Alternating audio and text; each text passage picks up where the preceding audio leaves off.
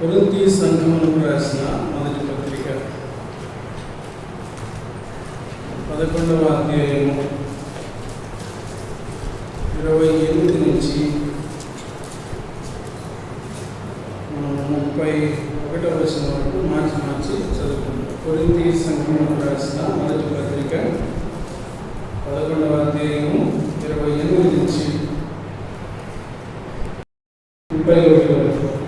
కాబట్టి నేను 20 చదువుతాను, మీరు 29 చదువుతున్నారు. కాబట్టి ప్రతి మనుషుడు తను తాను పరీక్షించుకోవాలని అలాగ చేసి ఆ రొట్టెను తిని ఆ పాత్రలో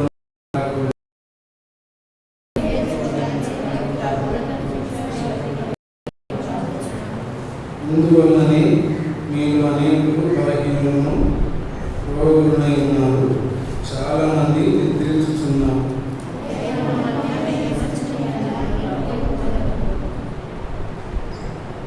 ఇక్కడ మనకు చదువుకున్నాం. ఒకటి ఏంటంటే మనల్ని మనం పరీక్షించుకోవాలి, అప్పుడు ఆ రొట్టెను తిని ఆ పాత్రలో నిద్రాలి. అంటే పరీక్షలో పాస్ అయితేనే ఆ రొట్టెలు వచ్చేది.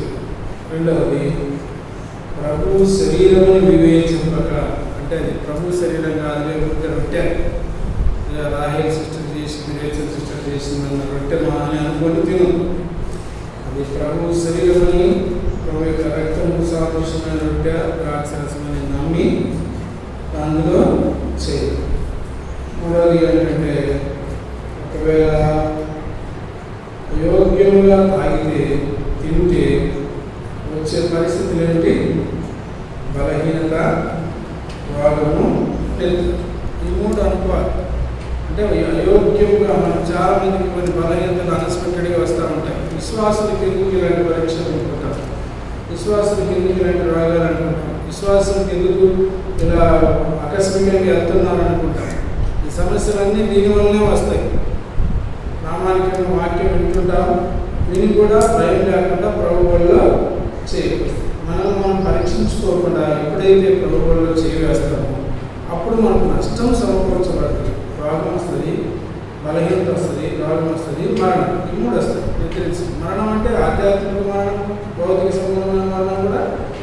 తప్పకుండా భౌతిక సంబంధమైన మరణానికి కూడా దారి తీసే అవకాశాలు 100% ఉన్నాయి. ఎందుకంటే దేవుని వాక్యం కరెక్ట్, మనం కరెక్ట్ కాదు. వాక్యం ఉన్నట్టు మన దేవుడు చెప్పినట్టు జరుగుతుంది. దేవుని వాక్యానికి పరిశుద్ధమైన బైబిల్లో నుంచి యోహాను సువార్త 10వ అధ్యాయము 28వ వచనం చూడండి.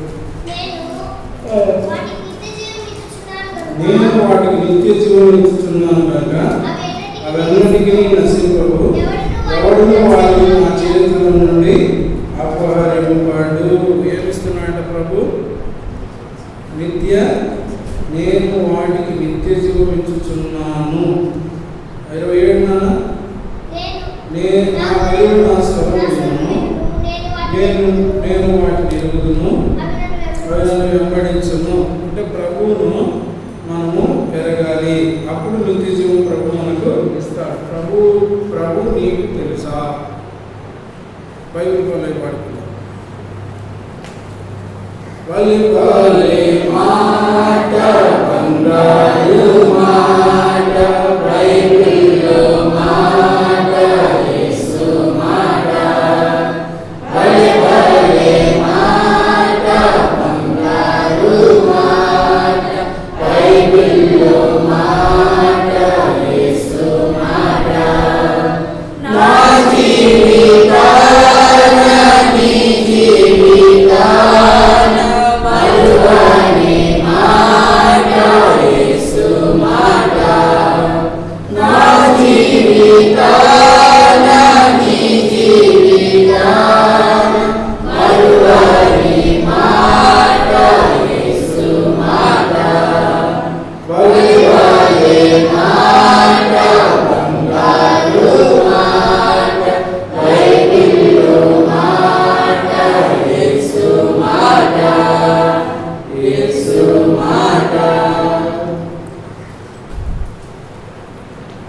27వ వచనము యోహాను సువార్త మనకి ఏం చదివిస్తున్నాడు? నా గొర్రెలు నా స్వరము నన్ను ఎరుగును, గొర్రెలు ఆయనను ఎరుగును అని చెప్పి దేవుని వాక్యం చదివిస్తాము. అంటే ఇక్కడ ఏమిటంటే ఆ గొర్రెలు ఆయనను ఎరుగుతాయి. ఎరిగితే 17వ అధ్యాయం మాట యోహాను సువార్త 17వ అధ్యాయంలో 3వ వచనం నుండి అద్వితీయ సత్యదేవుడైన నిన్ను యేసుక్రీస్తును ఎరుగుటయే నిత్య జీవము. అద్వితీయ సత్యను నీవు పంపిన యేసుక్రీస్తును ఎరుగుటయే. ఎరిగితే ఎరగకపోతే ఇంకోటి నిత్య. ఎరిగితేనేమో నిత్య జీవము, ఎరగకపోతేనేమో నిత్య నరకం. ఏదన్నా లేకుంటే మందిరానికి ఎందుకు వస్తాం? ఇంతలో పరిస్థితులు అననుకూలమైనవి, ఎంతో భయంకరమైన పరిస్థితులు బయట ఉన్నవి, మరి మాకు ఎన్నో పనులు ఉన్నవి అన్నీ మానుకొని ఈరోజు ప్రభు ఇంటికి వచ్చామంటే మేము ప్రభుని ఎరగకపోతే వస్తామా మన అందరికి ఆలోచన వస్తుంది, ప్రభుని ఎరిగామా లేదా అని.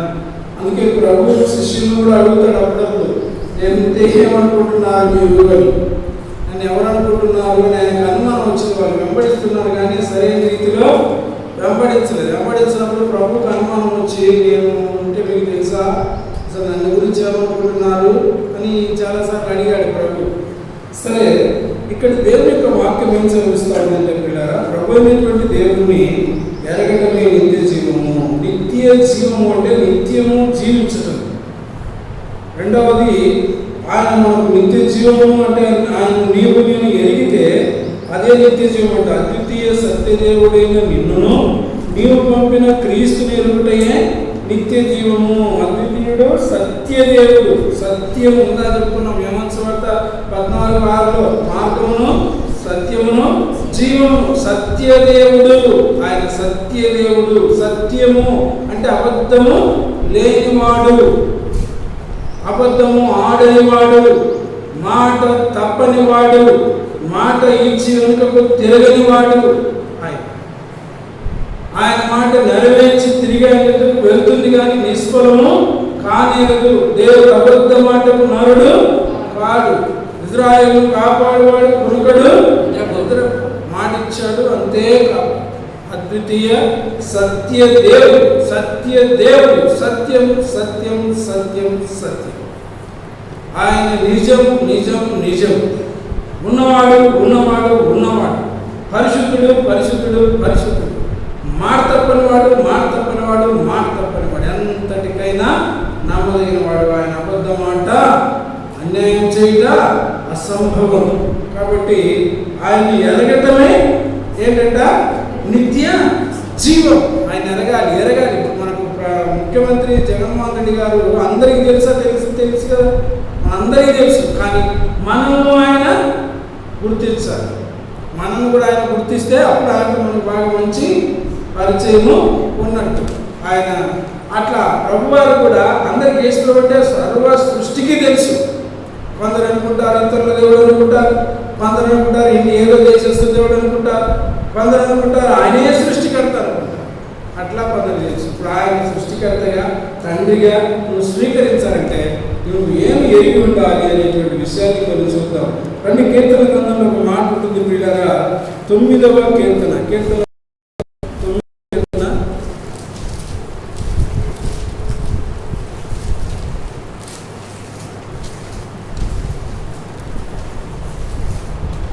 10వ వచనంలో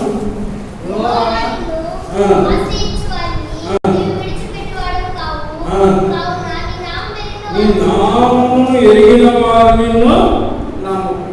ఆయన నామమును ఎరగాలి. ఆయన నామం ఎలాంటిది? ఆయన నామం ఎలాంటిది? సామెతల గ్రంథంలో 18వ అధ్యాయంలో ఒక మాట చూడండి. సామెతల గ్రంథం 18వ అధ్యాయము 10వ వచనం. యెహోవా నామము బలమైన దుర్గము, నీతిమంతుడు అందులోకి పరిగెత్తి సురక్షితంగా ఉండును. యెహోవా నామం ఎలాంటిదంట? బలమైన దుర్గం. అన్ని అన్ని నామముల కన్నా బలమైన ఆకాశం ముందు కానీ, భూమి కింద కానీ, భూమిలో కానీ, పాతాళంలో కానీ, ఎక్కడైనా సరే అన్ని ఆ నామం ఎలాంటిది? ఘనమైన నామము. ఆ నామములకు మించిన నామము ఎక్కడ? ఆ నామమే దయ్యాలే పడుతుంది, ఆ నామమే స్వస్థత చేకూరుస్తుంది, ఆ నామమే భూమిని సృష్టించింది, ఆ నామం ద్వారానే మానవుడు బ్రతుకుతున్నాడు, చలిస్తున్నాడు. ఆ నామమే మనకు పాపములకు విమోచన, సమస్త కార్యములకు ఆ నామమే. మన ప్రతి ప్రార్థనకు జవాబిచ్చేది ఆయన నామమే. ఈ నామమును ఎరిగావా? ఆ నామంలో ఉన్న శక్తిని ఎరిగావా? ఆ నామంలో ఉన్నటువంటి బలాన్ని ఎరిగావా? ఒకవేళ ఆయన నామాన్ని ఎరిగితే నువ్వు ప్రభువులో చేయి వేయవచ్చు. ఒకవేళ ఆయన నామాన్ని నువ్వు ఎరగకున్నట్టు ఉంటే ప్రభువులో చేయడానికి లేదు. ఎందుకంటే ఆ ఫిలిప్పీయులకు రాసిన పత్రిక 2వ అధ్యాయంలో మాట కూడా ఉంటుంది. 10-11 సంవత్సరాలు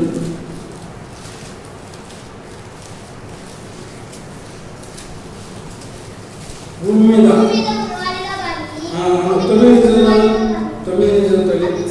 అందుచేతను పరలోకమందున్న వారిలో కానీ, భూమి మీద ఉన్న వారిలో కానీ, భూమి కింద ఉన్న వారిలో కానీ ప్రతి వారి మోకాలును యేసు నామమున వంగునట్లు, ప్రతి వారి నాలుకయు తండ్రి అయిన దేవుడు మహిమార్థమై యేసుక్రీస్తు ప్రభువును ఒప్పుకున్నట్లును దేవుడు ఆయనను అధికముగా హెచ్చించి ప్రతి నామములకు పరిణామమును ఆయన అనుగ్రహించెను. అన్ని నామముల కన్నా ఆయన నామం ఏంటంటే పైన సాతాను దుర్గములను పడద్రోయగలిగిన నామం. నీతిమంతుడి ఈ నామంలోనికి బలమైన దుర్గం. యెహోవా నామం ఎలాంటిదంట? బలమైన దుర్గం. నీతిమంతుడు అందులోనికి వెళ్ళి సురక్షితముగా ఉంటాడు. సురక్షితం అంటే అర్థం ఏంటి? సురక్షితం అంటే అర్థం ఏంటి? సురక్షితం, రక్షించడం, రక్షణగా ఉంటాడు. సురక్షితంగా ఉంటాడంటే చెప్పండి, సురక్షితం అంటే ఏంది? ఏ ఇబ్బంది ఉండదు, సురక్షితంగా ఉంటుంది. ఇప్పుడు ఆ అబ్బాయి దగ్గర ఫోన్ ఉంటే చాలా జాగ్రత్తగా వాడుకుంటాడు. ఆ అబ్బాయి దగ్గర ఫోన్ ఎంతకాలం ఉన్నా అలాగే ఉంటుంది, చెడిపోదు. అదే నా దగ్గర ఫోన్ ఉంటే 3 నెలలకు ఒక ఫోను కావాలి, ఎందుకంటే నేను సరిగా దాన్ని వాడుకోను అని మనం అనుకున్నాం. అట్నే యెహోవా నామము బలమైన దుర్గం. అందులోనికి నీతిమంతుడు వెళ్తాడు, వెళ్ళి అక్కడ ఏం చేస్తాడు? వాడు సురక్షితంగా ఉంటాడు. వారికి ఏ అపాయము సంబంధించి. అందుకే దావీదు అంటాడు, గాఢాంధకారములో ఏదో నేను సంచరించినను ఏ అపాయము నన్ను నీ దుడ్డుతో నీ దండం నాకు కావాలి. దానియేలు ఆయన నామాన్ని ఎరిగాడు, ఆయన నామాన్ని ఆశ్రయించాడు, దుర్గముగా ఎంచుకున్నాడు. సింహం బోరులో సింహాన్ని కూడా నమస్కరించాడు. షడ్రక్ మేషక్ అబేద్నెగోలు ఆయన నామమును హెచ్చించారు, ఆయన నామమును ఎరిగారు, ఆయన నామం కిందకి వెళ్ళారు. వెళ్ళగా అగ్నిగుండం వారిని ఏం చేసింది? కాల్చలేదు.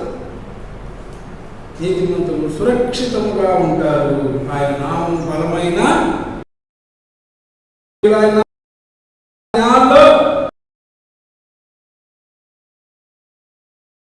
బలమైన దుర్గము. ఆయన వారికి ఎవరికి కూడా ఆయన నామాన్ని ఆశ్రయించవా? నీ శక్తి మీద, నీ సొంత నీ మీద నీకే నమ్మకం ఆధారం చేసుకుంటున్నా.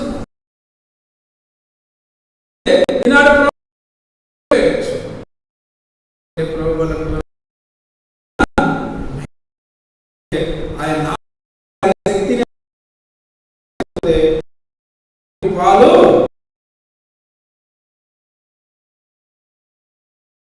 నా నామమును మీరు ఏమడిగినను మీకు అనుగ్రహించు. నా నామమును మీకు ఇప్పుడు తండ్రి నా నామమును మీరు ఏ మీకు అనుగ్రహించు. నువ్వేమైతే అడుగుతావో దాన్ని తండ్రి నీకు తప్పకుండా అనుగ్రహిస్తాడని చెప్పి దేవుని వాక్యం సెలవిస్తా ఉంది. పిల్లలు రండి, వచ్చి ముందుకెళ్దాం. పరిశుద్ధ గ్రంథం బైబిల్ నుంచి యోహాను సువార్త 10వ అధ్యాయము, యోహాను సువార్త 10వ అధ్యాయము 4వ వచనం. 4వ వచనం. మరియు అతడు తన సొంత గొర్రెలన్నింటినీ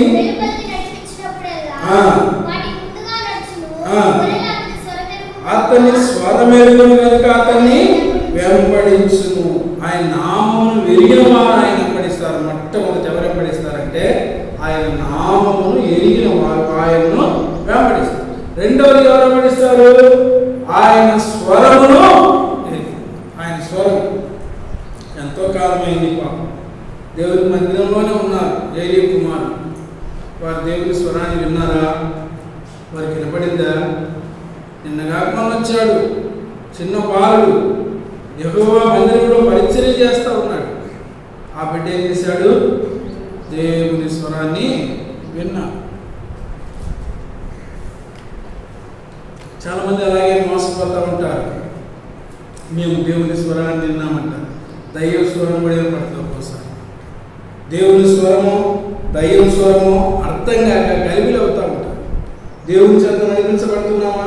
దైవం చేత నడిపించబడుతున్నామా? మొదట వచ్చేది శరీరపు ఆలోచన, రెండవసారి వచ్చేది ఆత్మ ఆలోచన. నీకు ఏదైనా నీ సొంత తలంపు వచ్చిందంటే అది నీ శరీరం చేత నడిపించబడుతున్నట్టు. నీకు రెండవదిగా తలంపు దేవుడు పుట్టించాడంటే ఆ రెండవ తలంపై దేవుని తలంపు ఎరగాలి, గుర్తెరగాలి. దేవుని స్వరాన్ని వినాలి. ఎక్కడి నుంచి దేవుని స్వరం? ఏజ్కేల్ కింద అన్నాడు, మందిరములో నుండి స్వరం వినబడును అంటాడు. మందిరములో నుండి స్వరం అంటే ఎక్కడి నుంచి? మందిరం అంటే ఏంటి? నీ దేహమే దేవుని యొక్క మందిరం. ఈ మందిరంలో నుండే నీ స్వరము, దేవుని స్వరము వినబడుతుంది. దేవుడు ఎక్కడి నుంచి? ఆకాశం నుంచి సమూయేలు సమూయేలు సమూయేలుని పిలవడు. అంతరంగంలో నుంచే నీ హృదయంలో నుండే సమూయేలు సమూయేలు సమూయేలుని పిలుస్తాడు. అప్పుడు నువ్వు ఆయనకు పలకాలి, ఆయనకు లోబడాలి. పలకటం అంటే ఆయన స్వరాన్ని గుర్తెరగటం అంటే ఆయన మాట విని ఆయన చెప్పినట్టు చెయ్యి. దేవుని జనులు దైవజనులు మాట్లాడుతున్నప్పుడు ఇది దేవుని స్వరం అని గ్రహించటం. దేవుడు మా కోసం మాట్లాడుతున్నాడు అనుకోవటం. మన అతిక్రమాలను దేవుడు మాట్లాడితే వాటిని ఒప్పుకొని విడిచిపెట్టి సరి చేసుకోవటం. అంతకాలమైన నేను దేవుని స్వరం వినగలుగుతున్నానని భ్రమ చేత మిడిమిడి జ్ఞానంతో మనము అన్నీ ఏమంటారు కదా, వాక్యం ఉంటుంది, మనం పెద్దలు చెప్తా ఉంటాం, అన్నీ నాకు ఏం చేస్తుంది? అణిగి మణిగి ఉంటుంది. ఏమి ఏం చేస్తుంది? ఎందుకంట గాలికి ఎగిరిగిరి పడతారు. అన్నీ ఉన్నాకేమో నెమ్మదిగా చదువుకునే పిల్లలు కూడా చూస్తూ ఉంటారు. బాగా చదువుగలిగిన పిల్లలు చాలా జాగ్రత్తగా ఉంటారు. వారు ఏం మాట్లాడరు. వాళ్ళ శక్తి సామర్థ్యాలు ఏంటో పరీక్షలో చూపిస్తారు. ఆ చదువు రాని పిల్లలు ఏం చేస్తారు? అన్నీ నాకు వచ్చి అంటారు. ఎలా రాసినట్టు? నేను బాగా రాశాను అంటారు. మాసిపోతూ ఉంటారు. మాసిపోకుడి దేవుడు దేవుని స్వరాన్ని వింటున్నావా? నా గొర్రెలు నా స్వరం వినును అని దేవుడు మాట్లాడుతూ ఉన్నాడు. ఆయన స్వరం వినేటువంటి అనుభవం నీకు ఉందా అని చెప్పి దేవుడు యొక్క మాట్లాడుతూ తిమోతికి రాసిన 2వ పత్రిక చూడండి. 2వ పత్రిక 1వ అధ్యాయము 12వ వచనం చూడండి. తిమోతికి రాసిన 2వ పత్రిక.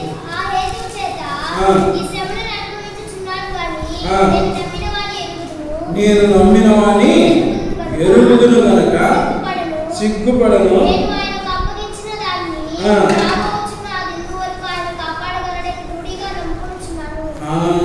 చూడండి ప్రియులారా, ఎంత చక్కని మాట మాట్లాడుతూ ఉన్నాడో. ఇక్కడ ఈ హేతువు చేత ఈ శ్రమను అనుభవించుచున్నాను కానీ నేను నమ్మిన వాని ఎరుగుదును గనక సిగ్గుపడు. నేను నమ్మిన వాడిని ఏం చేస్తానంట? ఎరుగుదును గనక సిగ్గుపడను. నేను ఆయనకు అప్పగించిన దానిని రాబోతున్న దినం వరకు ఆయన కాపాడగలని రూఢిగా నేను ఆయన ఎరుగుదును. పౌలు అంటున్నాడు ఎంత ప్రయాసపడ్డాడు. ఆయన రాసిన పత్రికలు, ఆయన పడ్డ ప్రయాస, ఆయన పడ్డ జాగరణ, ఆయన పడ్డ వేదన, ఇవన్నీ చాలా గొప్పవి. వాటన్నిటిని బట్టి చివరికి ఒక మాట అంటాడు ఆయన, నేను క్రీస్తును పోయి నడుచుకున్న ప్రకారము మీరును నన్ను పోయి నడుచుకో. ఇంత పరిశుద్ధమైన జీవితం జీవించిన వ్యక్తి తాను సాక్ష్యం ఇస్తున్నాడు, నేను ఆయనను ఎరుగుదును. ఎలా ఎరిగాడినా? అపొస్తలుల కార్యము 9వ అధ్యాయంలోను, అపొస్తలుల కార్యము 22వ అధ్యాయంలోను అక్కడ ఎరిగాడు, చూశాడు. సాక్షాత్ దేవుని స్వరూపాన్ని చూశాడు, దేవుని స్వరాన్ని విన్నాడు. సౌలా సౌలా నన్నేలా నీవు హింసించుచున్నావు. ప్రభు నీకు ఎప్పుడు మాట్లాడలేదు అలాంటి మాట. సౌలా సౌలా నన్ను ఎందుకు బాధ పెడుతున్నావు? సౌలా సౌలా నేను ఎందుకు అవమానిస్తున్నావు? సౌలా సౌలా నన్ను ఎందుకు అబద్ధికునిగా చేస్తున్నావు? సౌలా సౌలా నా నామాన్ని ఎందుకు అపహసిస్తున్నావు? సౌలుతో ఆ మాట పని లేదు, మన పేరులో పెట్టుకోవాలి. జాకబ్ జాకబ్ నన్ను ఎందుకు అవమానపరుస్తున్నావు, జాకబ్ జాకబ్ ఎందుకు నన్ను అల్లరి చేస్తున్నావు. ఈ దేవుడు మనతో మాట్లాడి స్వరం నీకు ఎప్పుడు వినపడలేదా? దేవుని ప్రజలను పాడు చేయడానికి, దేవుని సంఘాన్ని సంహరించడానికి వచ్చినటువంటి ఆ యొక్క పౌలుతో, దేవుడు సౌలుతో మాట్లాడుతున్న మాట ఏమిటంటే, సౌలా సౌలా నన్ను ఎందుకు నీవు హింసిస్తున్నావు. ఈరోజు నీవు నేను దేవుని సంఘానికి విరోధంగా ఉంటే, నిన్ను నన్ను బట్టి సంఘంలో కీడు కలుగుతూ ఉంటే, నీ వ్యక్తిగత ఆత్మీయ జీవితానికి కీడు కలుగుతూ ఉంటే, నీతో కూడా దేవుడు ఎన్నోసార్లు హెచ్చరించుంటాడు. ఆ హెచ్చరికను నువ్వు తీసి తుంగలోకేసి నీకు ఇష్టానుసారమైంది, నీ శరీరం ప్రేరేపించింది, నీ తలపును ప్రేరేపించింది, నువ్వు చేసి నీ జీవితాన్ని నువ్వే పాడు చేసుకుంటున్నావు. అందుకు ప్రభుత్వ మాట ఏంటి? మెనీ మెనీ టేకర్ సౌలా మునుకోలకు ఎందుకు ఎదురు తనుతు. సౌలా సౌలా మునుకోలకు ఎదురు తనుతు. మునుకోలకు ఎదురు తనుతున్నట్టు అర్థం ఏంటి? నిన్ను నీవే పొడుచుకుంటున్నావు అని అర్థం. మనమే గాయపరుచుకుంటున్నట్టు, మనమే పొడుచుకుంటున్నాం. కత్తితో మనమే పొడుచుకుంటే ఏమైంది? గాయాలైతే రక్తంగా ఆడుతుంది, చచ్చిపోతుంది. మనమే పొడుచుకునేటువంటి వారంగా ఉన్నామా? ఒకవేళ ఏదో దేవుని స్వరాన్ని వినే వారంగా ఉన్నామా? దేవుని స్వరాన్ని వెలుగుతున్నామా అని చెప్పి దేవుని వాక్యము అడుగుతా ఉంది. దానికి మేము చదువుతాం. తిమోతికి రాసిన 2వ పత్రిక చదివిన దాంట్లో నేను 3వ అధ్యాయం 14-15 వచ్చినటువంటి కలిసి ఉంటాం.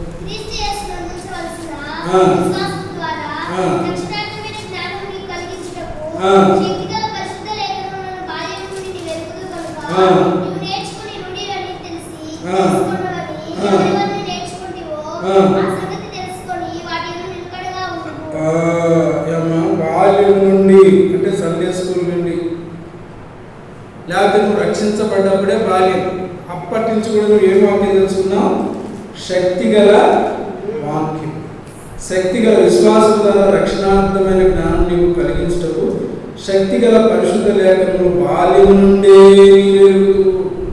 నువ్వు నేర్చుకుని రూఢి తెలుసుకున్నవి ఎవరి వల్ల నేర్చుకుంటూ ఆ సంగతులు తెలుసుకుని వాటి ఎంత ఎలా ఉండాలంట?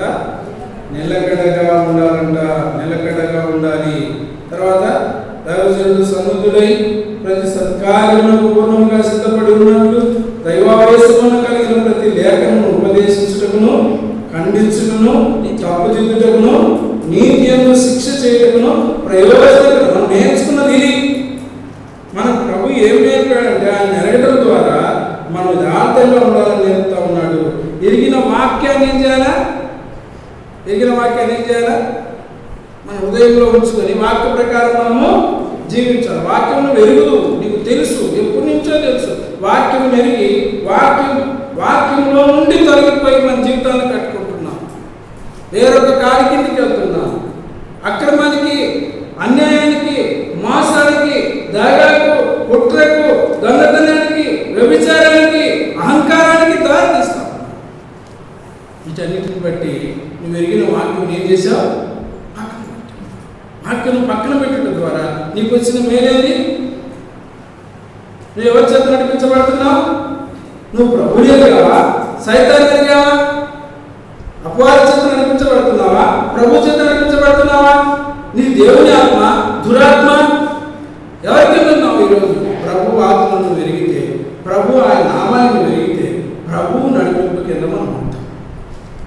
మేఘం కదిలింది, ప్రజలు కదిలారు. మేఘం కదిలింది, ఆగింది, ప్రజలు. అగ్ని కనపడింది, ప్రజలు. పగలు మేఘస్తంభమై, రాత్రి అగ్నిస్తంభమై ఇజ్రాయేలు పునకక నిద్రపోక కాపాడుతున్న దేవుడు నీతో ఉన్నాడని మర్చిపోయి నీకు ఇష్టానుసారమైన జీవితం జీవిస్తావు. నువ్వు ఆయన ఎరగనట్టు ఉన్నావు. ఒక్కోసారి మనకు పేదవారైనటువంటి వారు, రక్త సంబంధికులు మన ఎదుటికి వస్తారు. వచ్చినప్పుడు వారు ఏదో ఊళ్ళోనో ఏదో అక్కర్లోనో వారి ఇబ్బందులను ఉన్నారని తెలిసి మనం ఏం చేస్తామంటే వారిని ఎరిగి కూడా ఎరగనట్టు పలకరించకుండా వెళ్ళిపోతూ ఉంటాం. అప్పుడు దేవుడు దానికి అందుకే యెషయా 50 ఏమంటాడు? నీ రక్త సంబంధికి ముఖము. చూడండి యెషయా 58లో ఏముంది? యెషయా 58 7 సంవత్సరాలు ఈ ఆహారం ఆకలిగిన వారికి నీ రక్త సంబంధికి ముఖము తిప్పుకుంటూ, నీ రక్త సంబంధికి ముఖము తిప్పకుండా ఉండుటయు దిక్కుమాల బీదలను నీ ఇంట రక్త సంబంధికి ముఖం ఎలా చేయాలంట? తప్పింపకుండుటయు. మీ రక్త సంబంధికి ఏం చేయకూడదు? మీ ముఖము తిప్పకూడదు. వస్త్రహీనుని కనబడినప్పుడు వానికి వస్త్రములు ఇదియే కదా నాకు ఇష్టమైన ఉపవాసం. చాలా మాటలు మనం అనుకుంటాం, ఉపవాసాలని ప్రార్థన చేసుకుంటున్నాం అనుకుంటుంటాం. ఉపవాసం అంటే నిజమైన ఉపవాసం ఏంటి? నిజమైన ఉపవాసం నీ ఆహారం ఆకలి ఉన్న వానికి పెట్టడం. నీ ఆహారం ఎవరు పెట్టాలి?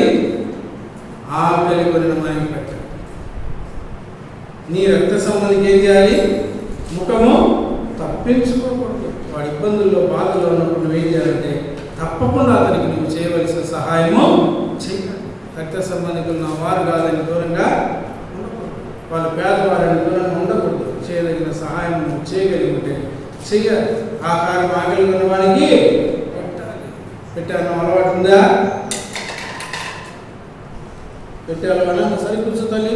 నువ్వు దాన్ని లాంటి వాడి ఎంతసేపు కొంచెం మోకరించావు కూర్చో. నీ ఆహారము రక్త సంబంధికి, నీ ఆహారం ఆకలి ఉన్న వారికి పెట్టాలి. రక్త సంబంధికి నీ ముఖము తప్పింపకూడదు. దిక్కుమాలిన బీదలను నీ ఇంట చేర్చుకోవాలి. వస్త్రహీనం కనబడినప్పుడు వారికి వస్త్రములు ఇవ్వాలి. ఇదే కదా నాకు ఇష్టమైన ఉపవాసం. అలా నువ్వు చేసిన కదా నీ వెలుగు వేగువచ్చుకోవాలి. ఉదయించును. స్వస్థత నీకు శీఘ్రముగా లభించును. నీ నీతి నీ ముందర నడుచును. యెహోవా మహిమ నీ సైన్యం వెనుకటి భాగమున కావలి. అప్పుడు నీవు పిలువగా యెహోవా ఉత్తరం ఇచ్చును. నీవు మొరపెట్టగానే నేను ఉన్నాను. ఇతరులను బాధించుటయు, వేరు పెట్టి చూపి తిరస్కరించుటయు, చెడ్డదాన్ని బట్టి మాట్లాడటయు నీవు మాని ఆశించిన దాన్ని ఆకలి వానికి ఇచ్చి శ్రమపడిన వానికి తృప్తిపరిచేలా చీకటిలో నీకు వెలుగుగా ప్రకాశించును. అంధకారం నీకు మధ్యాహ్నం వెలుగును.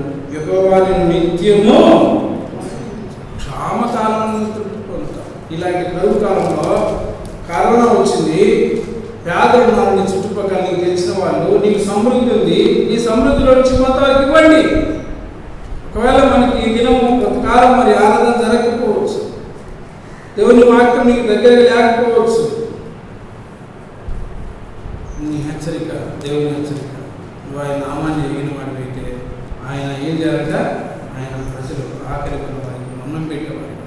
ప్రభు అంటాడు మత్తయి 25, నేను ఆకలి కొంటే నువ్వు నాకు అన్నం ఇచ్చింది కదా, ఆహారం ఇచ్చింది. దప్పికొంటే నీళ్ళు, నేను బందీనైతే జామీను, వస్త్రహీనైతే నాకు వస్త్రాలు, రోగి అయితే మందులు ఇస్తివా ఇస్తివా ఇస్తివా. ఆక్రమణ చేయవారు నా ఎద్దరించి బాగా ఉన్నోళ్ళు వాళ్ళ మాంసం కూర పెడితే మనం మటన్ కూర పెడతాం, చికెన్ కూర పెడితే మనం మటన్ కూర పెడతాం, వాళ్ళ ఆకుకూర పెడితే మనం కాయకూర పెడతాం. ఎందుకంటే నీకంటే మేము గొప్పవారిని నిరూపించుకోవడానికి. కానీ పేదలు, ఆకలి కొన్నవారు, దిక్కులు వారు, దరిద్రులు, అభాగ్యులు, పనిచేయని వారు, నిరుపయోగంగా ఉండేవారు ఎంతో. మాకు దైవజనులు కూడా జ్ఞాపకం చేసుకోవడం గుర్తురాదు. అలాంటి వాళ్ళని ఎప్పుడు జ్ఞాపకం చేసుకుంటామని అంటారా? సాగుడు ఎందుకు ఉండాలి అని కూడా మేము ఎరగమన్నా, మరి మేము మా పేదలు ఎందుకు జ్ఞాపకం చేసుకుంటాం? మీరు మా కోసం వాక్యం చెప్తేనే మిమ్మల్ని మేము గుర్తుపెట్టుకోము అంటారా? అట్లా అంటూ మీరు చాలా మంచివారు. మీరు అలా చేయడానికి ఇష్టపడండి. పేదలను గమనించండి. మీ గ్రామంలో, మీ చుట్టుపక్కల, మీ పక్కల మందిరంలో కూడా ఉంటారు చాలామంది పేదలు, ఆహారం లేనివారు. అలాంటి వాటిని జ్ఞాపకం చేసుకోండి. కష్టకాలంలో మనం బతికితే కాదు, ఇతరులను కూడా బ్రతికించి మనం బ్రతికి వాళ్ళు బ్రతికి అందరం బాగుంటే దేవుడు ఆ పరలోకమైన ధనము, వాస్తవమైన ధనం సంపాదించుకోవాలి. భౌతిక సంబంధమైన ధనం ఏం చేయదు. అయ్యో చలి పెడుతుందా, కట్టెలాడ మంటేసుకో కాసుకో అని చెప్పడం కాదు. క్రియలేని విశ్వాసము వృద్ధం. కాబట్టి నీకున్న దాంట్లోనే ఎంతో కొంత పేదలకు వాళ్ళన్న ఆలోచన, లేని వారికి వాళ్ళన్న ఆలోచన, దేవుని సేవకులకి వాళ్ళని ఆలోచన నువ్వు కలిగి ఉండాలి. లేకపోతే నువ్వు దేవుని నామాన్ని ఎరగలేవు. నిన్ను ఎరగనంటాడు. అయ్యే మేము పూజలు చేసాము, ఉపవాసాలు ఉన్నాము, అన్ని ఇచ్చాము, ఇన్ని ఇచ్చాము, ఆ ధనవంతులకు ఇచ్చాము, వాళ్ళకి ఇచ్చాము, బ్రాహ్మణులు చేసాము, అది చేసాము, ఇది చేసామంటే నువ్వు నాకు తెలియదు అంటాడు. నువ్వు చేస్తున్న భక్తి నీ ప్రభు ఎరుగుతున్నాడా? నువ్వు ప్రభువు తెలుసా? ప్రభువు నీకు ఎలా పరిచయము? అది అంతా అర్థం చేసుకోండి. పేతురు రాసిన 2వ పత్రిక మూడవదిగా పేతురు రాసిన 2వ పత్రిక దేవుని యొక్క వాక్యంలో నుంచి 1వ అధ్యాయము 20వ వచనం నుండి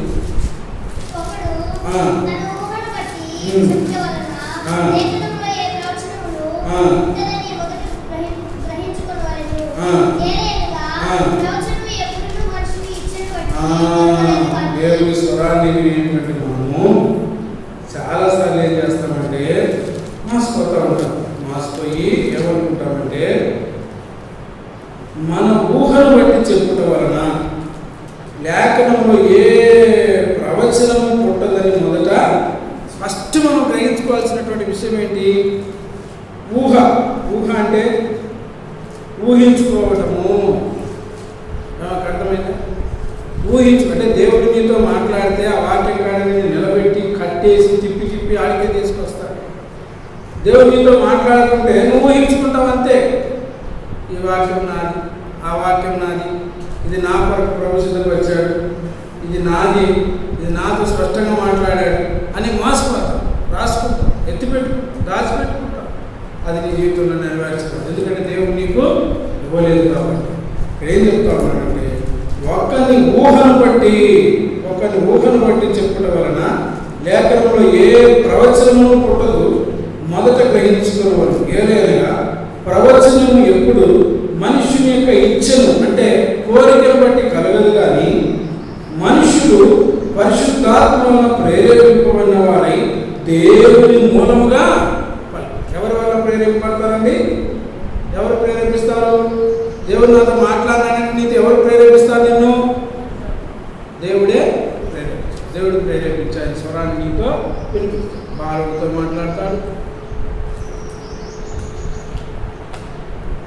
వృద్ధులతో మాట్లాడతాడు, యవనస్తులతో మాట్లాడతాడు, ఆయనకు అవసరమైతే పక్షులతో మాట్లాడతాడు, చేపలతో మాట్లాడతాడు, పురుగులతో మాట్లాడతాడు, మిడతలతో మాట్లాడతాడు, ఆయన మాటలు ఈగలతో మాట్లాడతాడు, ఆయనకు అవసరమైన ప్రతి జీవిని మాట్లాడతాడు.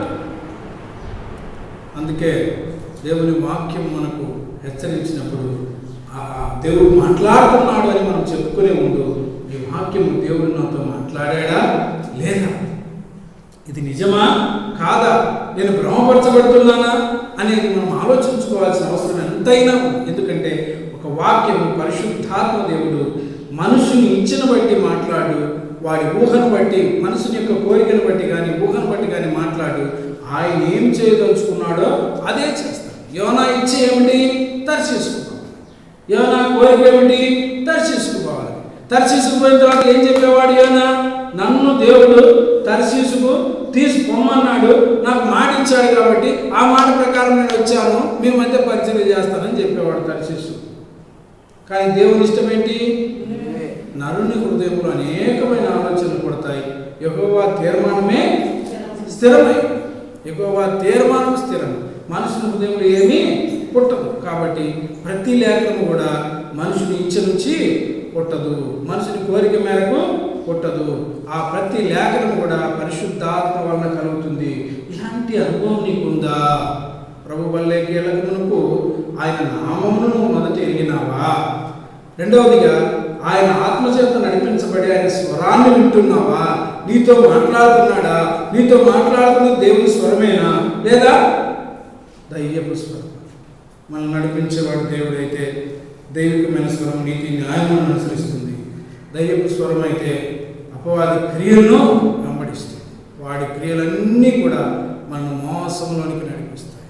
వాడు అన్యాయస్తుడు, వాడు వాస్తవమును చూపించడు, వాడు అబద్ధమునే చూపిస్తాడు, మనల్ని మోసము చేస్తాడు. దేవుడు ఏది చేయకూడదు అన్నాడు అదే చేపిస్తాడు. దేవుడు దేన్ని తిరస్కరించమన్నాడు దాన్నే అత్తుకునేటట్టు చేస్తాడు. అది వద్దమ్మా తినొద్దని దేవుడు చెప్పాడు, ఇది బాగుంది చూడని చెప్పి వారి కన్నులకు రమ్యముగా కనబడింది. వరం కన్నులకు రమ్యం కనబడి దాన్ని తిన్నాడు. ఏదైతే చూడకూడదు అనుకున్నాడో దావీదుకు అదే చూపించాడు, దావీదుకు శిక్ష తీసుకొచ్చాడు. ఏదైతే చేయకూడదు అనుకున్నారో అదే ఇశ్రాయేలు రాజుల చేత అనేక మంది చేత దేవుడు చేయించాడు, సాతాను చేయించాడు. దేవుడు మనలో అన్ని హెచ్చరించాడు. ఈ హెచ్చరికలన్నీ పితరులకు జరిగినటువంటి విషయాలు మన జీవితంలో కూడా మనము హెచ్చరించబడిన వారమై దేవుని స్వరాన్ని వినేటువంటి ఆ మాదిరి మనకు ఉండాలని చెప్పి దేవుని యొక్క వాక్యం. అందుకే ఒక మాట ఉంది, యోహాను సువార్తలోనే ఒక మాట ఉంది, నేను త్వరగానే ముగిస్తాను చెప్పే సమయానికి, ధైర్యంగా ఉండండి. యోహాను సువార్త 3వ అధ్యాయము 2వ వచనం చూడండి.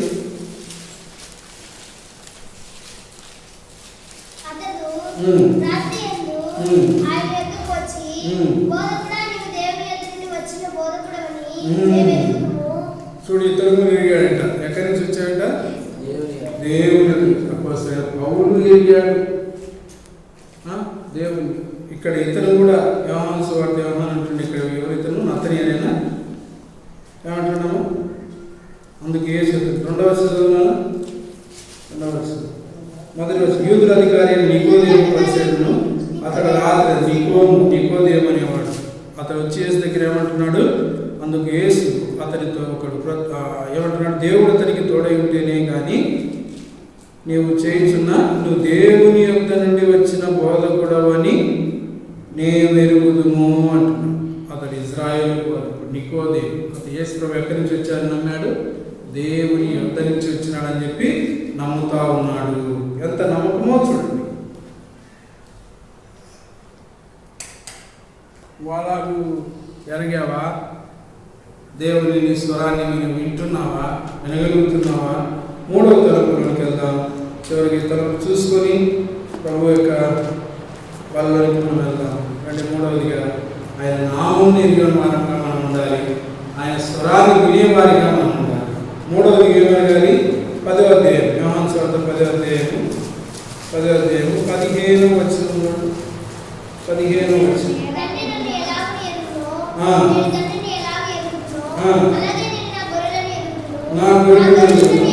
నా గొర్రెలను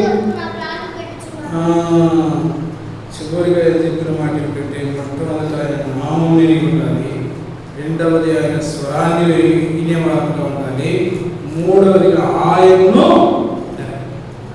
సాక్షాత్ ప్రభువుని ఎరగాలి. ప్రభువుని ఎరగాలంటే ఎలా ఎరుగుతాం చెప్పండి?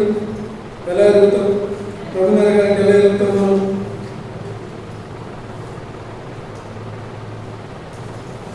ప్రభువుని ఎరగాలంటే ఎలా ఎరుగుతాం? ఆయన బోధకుడని నికోదేము ఎరిగాడు. యోహాను సువార్త 6వ అధ్యాయం 69వ వచనం. నీవే దేవుని పరిశుద్ధుడవనియు నువ్వు విశ్వసించి ఎరిగి ఉన్నామని ఆయనతో చెప్పగా. ఏమన్నాడు ఇక్కడ?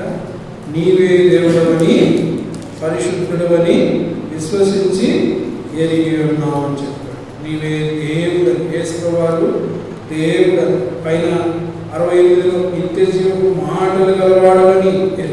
ఆయన మాటలు నిత్య జీవపు మాటలు. ఆయన దేవుని పరిశుద్ధుడు. ఆయన ఎలాంటివాడంట? పరిశుద్ధుడని మనము ఎరిగేవారిగా ఉండాలి. ఒకవేళ మనం ఇంకా ఆయన అలా ఎరగకపోతే, ఆయన నామాన్ని ఎరగకపోతే, ఆయన స్వరాన్ని ఎరగకపోతే, ఆయన పరిశుద్ధులని ఎరగకపోతే, ఆయన మంచి దేవుడి దగ్గర నుంచి వచ్చిన బాధకుడిని ఎరగకపోతే, ఆయన నిత్య జీవ మాటలు గలవాడని ఎరగకపోతే ఇంకేం ఎరుగుతున్నట్లు? ఆయన నామాల్లో ఉన్న శక్తి ఎరగకపోతే, ఆయన స్వరాన్ని వెళ్ళలేకపోతే, ఆయన్ని ఎరగకపోతే నువ్వు ఎలా ఉన్నట్లు? నువ్వేం చేస్తున్నట్టు? నీకు ఏం మేలు వస్తున్నాయి? నువ్వు విశ్వసించి ఎరగకపోతే నీకెంతో నష్టం. రండి, యెషయా గ్రంథం మనకు మాట ఉంటుంది. యెషయా గ్రంథం 1వ అధ్యాయము 3వ వచనం. యెషయా గ్రంథం 1వ అధ్యాయం 3వ వచనం. ఎద్దు తన కామంతుని ఎరుగును, గాడిద సొంతవాని దొడ్డి తెలుసుకొను. ఇశ్రాయేలుకు తెలియలేదు, నా జనము యోచింపరు. ప్రభు అంటున్నాడు, ఎద్దు ఎవరు ఎడుగుతుందంట? ఎద్దు ఎవరు ఎడుగుతుందండి? కామము ఎరుగును, గాడిద సొంతవాని దొడ్డి తెలుసు. ఎద్దు తన కామం అంటే అర్థమైంది. ఎద్దు ఎవరైనా తప్పించుకున్నదనుకో పొలంలో, సాయంత్రం కనుక మేసి సాయంత్రం ఎక్కడికి పోతుంది? ఎక్కడికి పోతుంది? ఎద్దు తప్పించుకునేది పొలంలో మేత వేయడానికి రైతు చేసుకుపోతే అక్కడక్కడ తిరిగింది, మేసింది. సాయంత్రం దాని గుర్తు ఎక్కడికి వద్దది? ఇంకా తన ఇంటికి వద్దలేదు. ఎద్దు చక్కగా ఎక్కడికి వద్దంటే కామందుడు అంటే దాన్ని మేపేవాడు, దాని యజమాని దగ్గరికి వెళ్తాడు. ఎద్దు తన సొంత కామందుని ఎరువును, గాడిద తన సొంత దొడ్డిని ఎరువు. పాపిష్టి జనమ, మీరు ఎవరిని అడగలేదు? మీ దేవుని. ఎద్దుకుంది తెలివి, గాడిదకుంది తెలివి, తప్పైన మనుషులకు దేవుని ఎరగటం లేదు. మానవుని ఆధారం చేసుకుంటా ఉన్నాం, ఆస్తులను ఆధారం చేసుకుంటున్నాం, డబ్బును ఆధారం చేసుకుంటున్నాం, శరీరాన్ని ఆధారం చేసుకుంటున్నాం, బలగాన్ని ఆధారం చేసుకుంటున్నాం, బంధువులను ఆధారం చేసుకుంటా ఉన్నాం. అనేకమైన పరిస్థితులను ఆధారం చేసుకొని దేవుణ్ణి ఎరగట్లేదండి. మనుషులను ఆధారం చేసుకొని దేవుని ఎరగకుండా వదిలేస్తుంది. ఎద్దు తన కామందు నెరుగును, గాడిద తన సొంత వాని దొడ్డిని. అడవిలో కట్టెలు కట్టి దాన్ని వదిలేస్తే, లేదా బట్టలు కట్టి వదిలేస్తే ఆ గాడిద చక్కగా పోయి ఎంతమంది అడగించినా అటు తిరిగో ఇటు తిరిగో ఎలాగైనా పోయి వాళ్ళ ఇంటికి. కానీ దేవుని ప్రజలమైన మనము దేవుని ఎరగనటువంటి వారిగా ఉన్నామని దేవుని వాక్యం సెలవిస్తాం. లూకాసు వార్తలో మాట ఉన్నది. లూకాసు వార్త 12వ అధ్యాయము 56వ వచనం చూడండి. లూకాసు వార్త 12వ అధ్యాయము 56వ వచనం.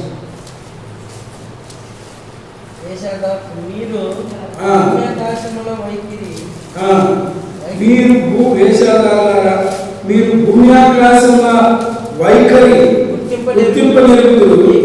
ఈ కాలం మీరు గుర్తింపలేదా?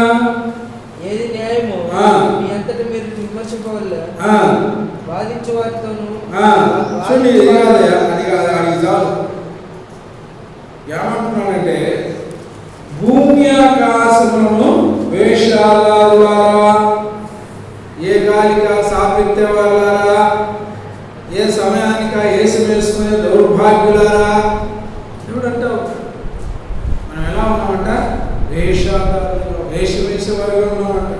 భూమి ఆకాశంలో వైఖరి. ఇప్పుడు బాగా మబ్బు పట్టింది అనుకో, ఏం చెప్తావు? అయ్యో వర్షం వచ్చేటట్టుంది అంటాం. ఉరుములు ఉరుకుతున్నాయి అనుకో, అయ్యో వర్షం వచ్చేటట్టుంది అంటాం. చీకటి బాగా కమ్మింది, చంద్రుడు కనిపించట్లేదు అనుకో, అయ్యో ఇప్పుడు అమాసలా ఉంది అనుకుంటాం. ఎండ బాగా హెచ్చైపోతుంది అనుకో, ఇది రోహిణి కార్తేమో, ఎండలు లారిపోయినట్టు వచ్చాయి అని గుర్తించగలుగుతాం. భూమిని ఆకాశాన్ని గుర్తించగలుగుతున్నాం. భూమి నెరవేర్చేయింది, ఇది ఎండల కాలం, దీనికి వర్షం కావాలనుకుంటాం. అన్ని గుర్తిస్తున్నాం. న్యాయ నియోజకులు, భూమి మీద తెలివితేటలు, జ్ఞానం అన్నీ ఉన్నాయి నీకు. కానీ మీరు దేన్ని గుర్తించలేదు? ఈ కాలం మీరు గుర్తించడం లేదు, మీరు ఎరగట్లేదు. మీరు ఈ కాలము అపాయం.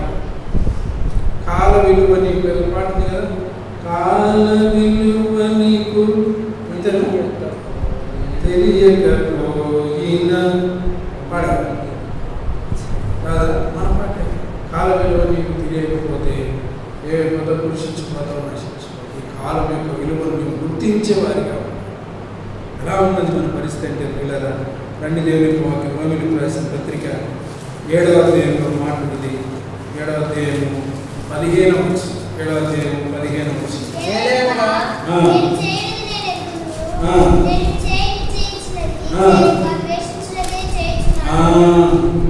ఏం చేస్తున్నామంట? చేయి నిశ్చయించినది చేయక ఏం దేశిస్తున్నావు?